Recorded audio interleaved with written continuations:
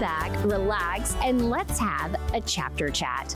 I'm your host, Jessica Foster, and today we're going to celebrate America and America's history with the novel A Founding Mother. And we have both of the authors who wrote this historical fiction masterpiece, Stephanie Dray and Laura Kamoie. Hi, ladies. Hello. I'm so excited to talk with you because I have enjoyed A Founding Mother so much. It's an excellent work. Thank you. I know that this was a work of love and you went through a lot to get it completed. We'll talk about that in just a little bit. But this is a novel about Abigail Adams. So let's talk about your inspiration behind it. Well, we had written a number of founding mothers before. We covered Thomas Jefferson's eldest daughter, Patsy, in America's First Daughter, and then Alexander Hamilton's wife in My Dear Hamilton. And we had been asked many times to write about Abigail Adams, and we had really avoided it because we are huge fans of the HBO special on John Adams, and especially because Laura Linney does an amazing job portraying Abigail. And we thought, oh my God, how are we going to compete with Laura Linney? Also, we wondered, how we could add anything else to the story. But as we considered the way the special unfolds, it's really about John. And Abigail is absent a lot of the time. And we wondered, what was she doing while he was away? And as it turns out, quite a bit. And so that really made us convinced that we should write the book about Abigail, especially in time for the 250th anniversary of the Declaration of Independence, and that we should put her front and center. And you've done an excellent job doing that. And Laura, for our listeners out there that aren't really familiar with Abigail Adams, and I hope that most are, but let's talk a little bit about what you dive into in the book and about Abigail. In A Founding Mother, we're really telling the journey that Abigail takes throughout her life, from a young wife and mother to an ardent patriot to a world traveler, and ultimately to First Lady and political advisor to not just one, but two presidents. It was part of the reason that we chose the title of Founding Mother, because she's really raising, defending, and protecting her small family right alongside of raising and birthing and ultimately doing things to protect the new nation that she and John are both founding together. And she was very influential in our country. And I don't want people to forget that. So that's why I hope that everyone will pick up this book, because you will learn something. Yeah. Yes, it's important to remember the ladies. Yes. That's our mission in general, remember the ladies. But we were surprised by some of the degrees of her influence as well. And some of it was based on the comparison of what she observed while they lived in Europe for 5 years. Looking at things there and deciding they were or were not appropriate, and then coming back as initially the second lady to Mrs. Washington in President Washington's administration, and beginning to implement the social side of politics, what historians would later call parlor politics. And while some of that seems perhaps small, if you think about our founding documents, they may set out the major ideals of our country and the big structures of our government, branches of government, officers, how long they serve. None of the day-to-day is actually spelled out. So they're making it all up from scratch. And Abigail is playing a big part in establishing a role for the ladies. And many would say that she was ahead of her time. We would agree with that. She was a big proponent of women's rights and women's education in particular. That's a theme that she returned to again and again in her letters to her husband. She was also against slavery, and those things would not be addressed for a very long time in our country. So she was definitely ahead of her times. And because those were things that she really couldn't do anything about on her own, Abigail has a real knack for doing what she can for the people that she can. And perhaps the most poignant example of that, and what she intended as her really her last action and her last words was, in a time when women really weren't able to do this legally, she left a will, and she left her quite considerable sum of money that she had made from her entrepreneurial activities going all the way back to the Revolution to the other women in her life, with the belief that you couldn't have real independence without having financial independence. Unexpected, but also required of her, because John, when he was away doing the business of the country, he could not practice law. And that is how he made most of his money, which meant that it was up to Abigail to figure out how to keep the family afloat. And she did this by starting a little business. It began with selling pins during the Revolution. And that you might have heard the little phrase pin money before. Yeah. She earned her pin money, and she kept it largely a secret from her husband, which also surprised us while we were writing the book. She then magnified those savings by investing them in securities and land. She also had a mercantile business that grew out of it. She was selling handkerchiefs and gloves and scarves and things like that.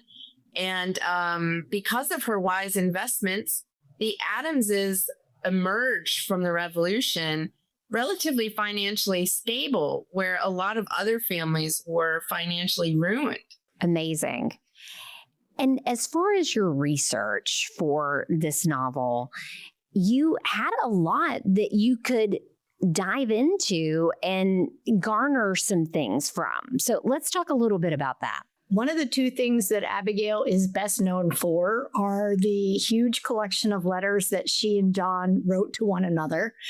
The many years that they were separated in their marriage were obviously very difficult for them, but have resulted in an incredible resource for us of over 1,000 letters between them, which really allowed us to establish her voice and let her speak as much as possible in her own words.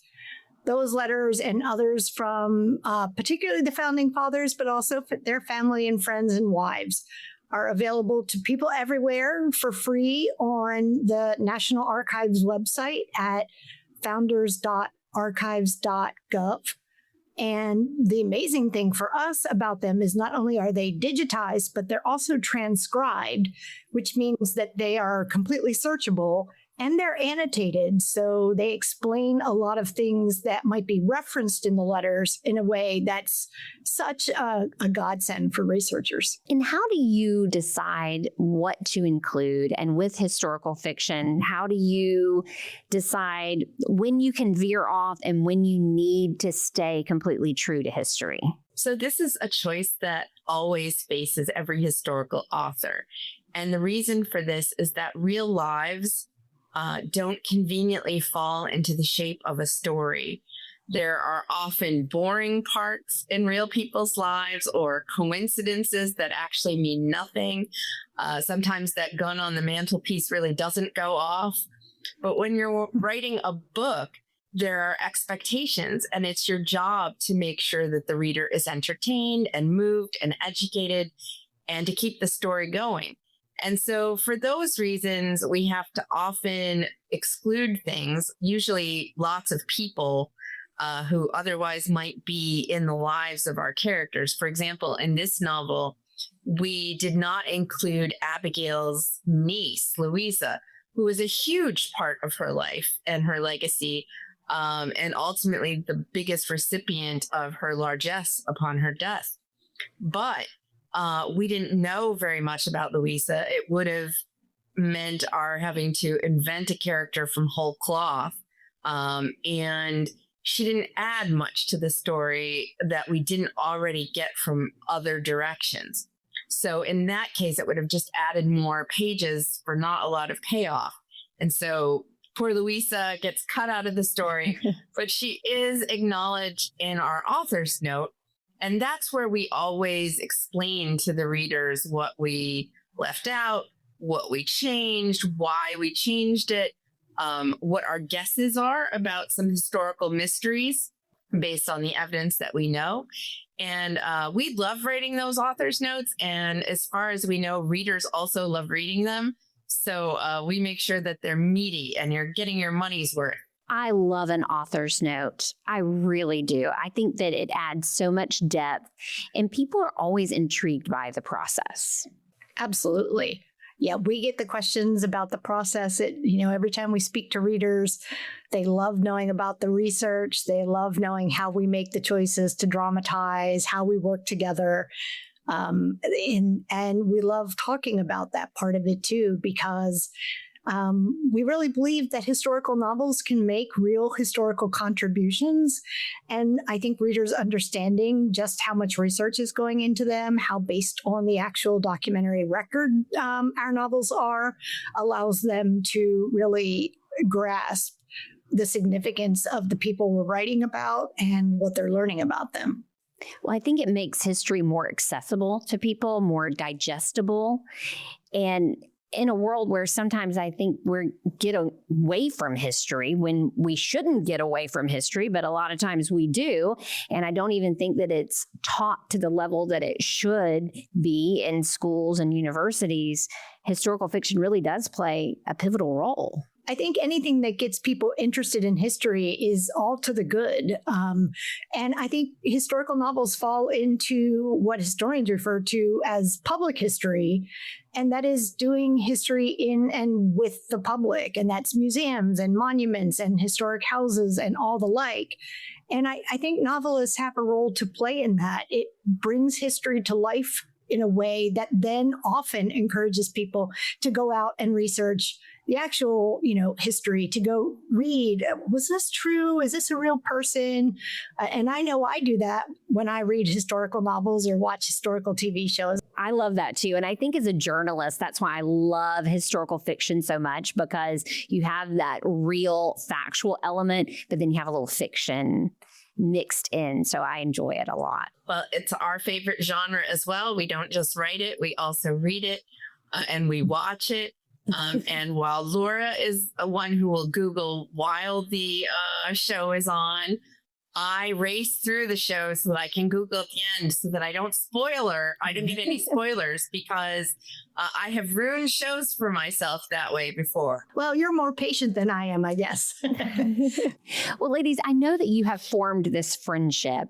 How did you originally become co-authors together? We had known each other. I think we've known each other for about 15 years now. And we had met through a writers' organization here where we live in Maryland.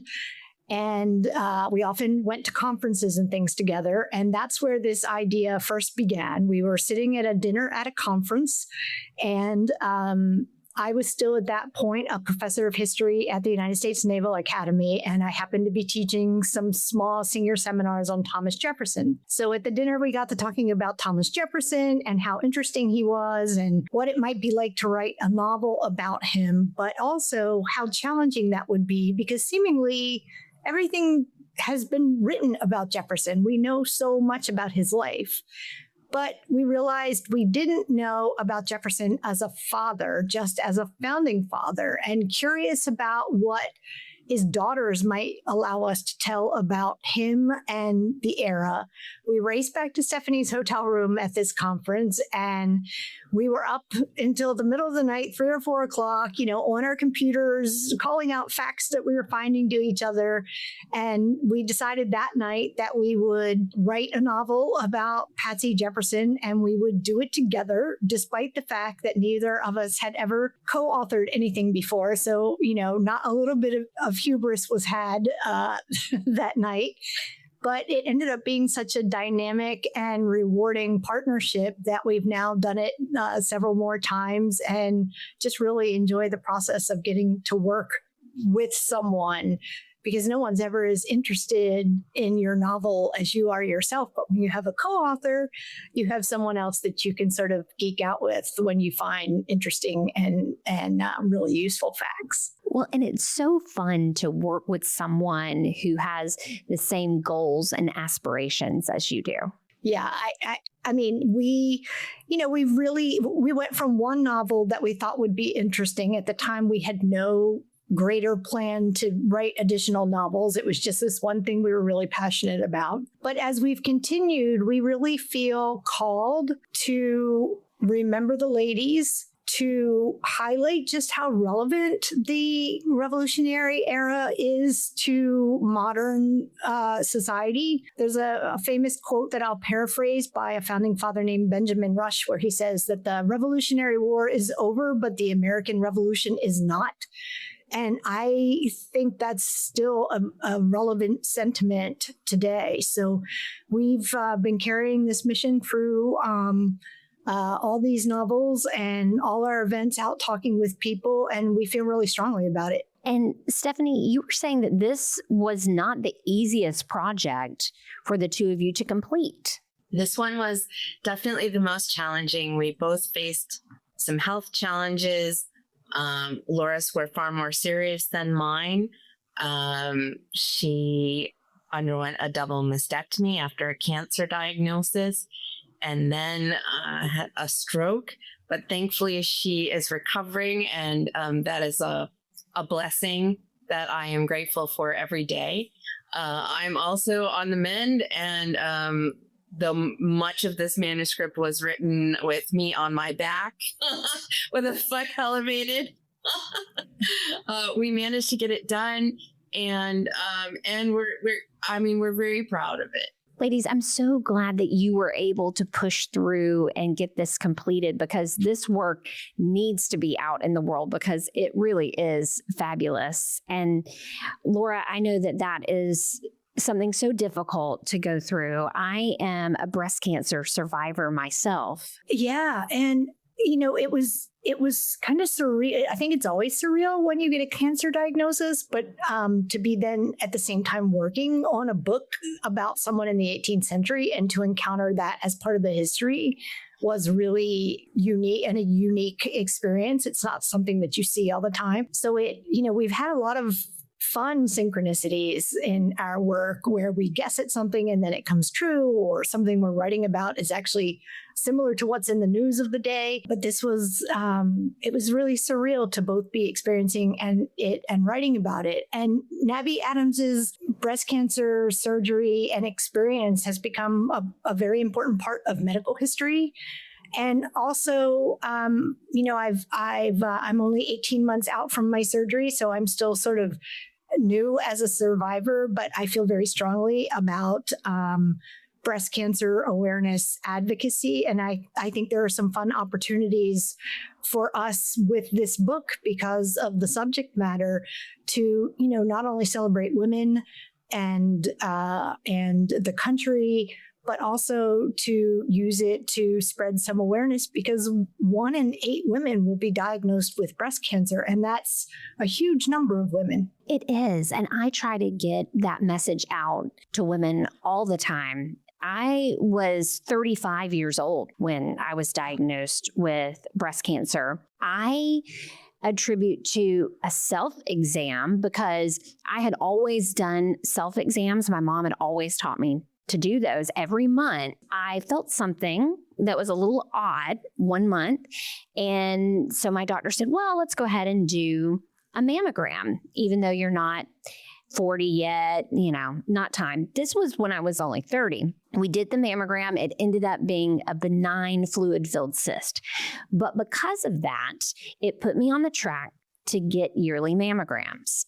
And I almost did not get my yearly mammogram the year that we found the breast cancer, because I was like, well, I'm not 40 yet. But everyone's risk profile is different. And as women, we cannot forget about ourselves. Life gets busy. And thank goodness I had that mammogram, because we were able to find it at a very, very early stage. Well, I can echo your experience of the importance of mammograms, because I was also sent for a suspicious lump, which turned out to be completely benign. But what the mammogram found were microcalcifications that turned out to be invasive cancer that you would never have felt. So had I not had the mammogram, by the time it was my next scheduled mammogram, those could have been a much more serious stage of cancer. So the importance of mammograms cannot be overstated. No, and I know a lot of times there's some misinformation out there about screening. So just I just want to reiterate that mammograms really do save lives. I'm very happy that you're well. I'm very happy that I'm well. And that's the power of getting early treatment, is that we're here to tell the story. Yes, I always say that it's a sisterhood. It's not one that we chose to be in, but it is a sisterhood nonetheless. And again, we're going on that theme of women, empowering women and getting the word out about women's issues, which is so important. So bringing it right back around to a founding mother, is there something that you hope women in particular get out of this book? We do. We were very conscious of the fact that we were writing this book, that it would come out in 2026 on the anniversary of the Declaration of Independence. And that this is an anniversary that is happening in a very polarized political environment, and one in which a lot of women are worried about their rights and their future and the opportunities of their daughter. An anniversary in which many Americans may have conflicting thoughts about what the national mission is and whether or not we're all on the same page and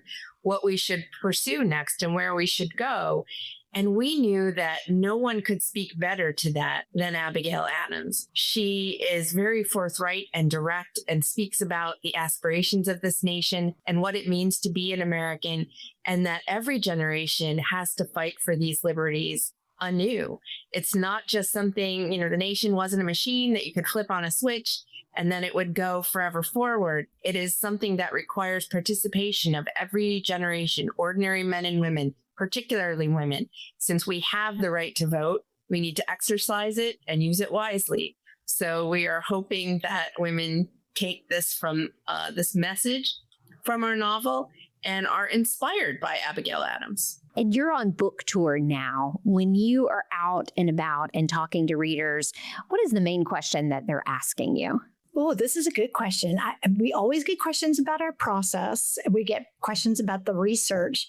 And I think people also want to know how Abigail became Abigail, how Abigail became this self-possessed, confident, articulate person. And, we've thought a lot about that, and it seems part nature and part nurture. She wasn't formally educated, but she was the daughter of a parson, and she and her sister had access to the library at the parsonage and read deeply and broadly and debated what they were reading with one another.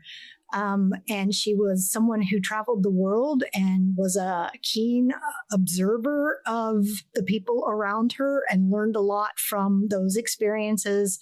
But also part of it was just who she was. She was, from a young age, someone who was very self-possessed.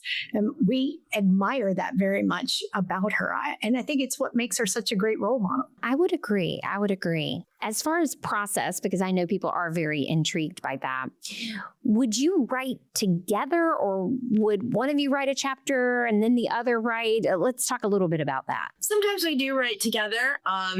When we started with America's First Daughter, we had never collaborated before, and we were nervous about how this should work. So we actually opened like a Google Chat video, and we would write together. And so while I might be writing chapter 1 and Laura might be writing chapter 2, we had all the books out on our tables near us. And so we'd be reading and researching and interrupting each other to say, hey, have you looked at this page? Because there's a really great resource for you and your chapter on that. Now, for the next book, My Dear Hamilton, our deadline was a little tighter. We did not have the luxury of writing together and taking our time and having quite so much fun. So we had to divide that up sort of into large chunks. And oftentimes the way we determine, who's going to write what depends on what we do and don't like. For example, I really hate gross scenes, and she loves all the gross stuff. So, I'm not saying I haven't written about, dysentery or disgusting things, but in general, if I can foist it off on her, I'm happy to do so. And so we have a lot of fun figuring out who's going to write what.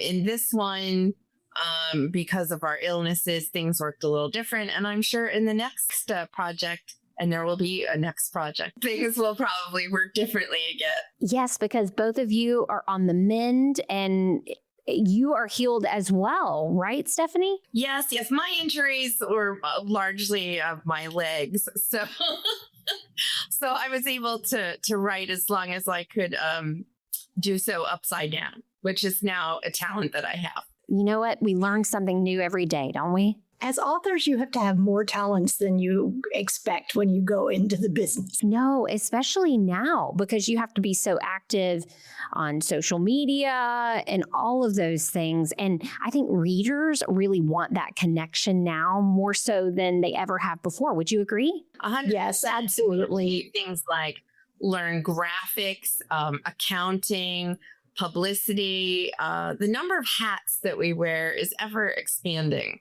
I think readers really enjoy getting to know authors because it makes them even more invested in the books and in the author's success. And then, you end up forming friendships with readers who come to not just one of your events, but several over years till they become, friends in the real world and not just online. And I think that kind of community is something that people are searching for and is something that books and libraries and bookstores can really offer. And I heard you say there will be another project. I did. We cannot yet say what it will be on, but we are looking at another founding mother.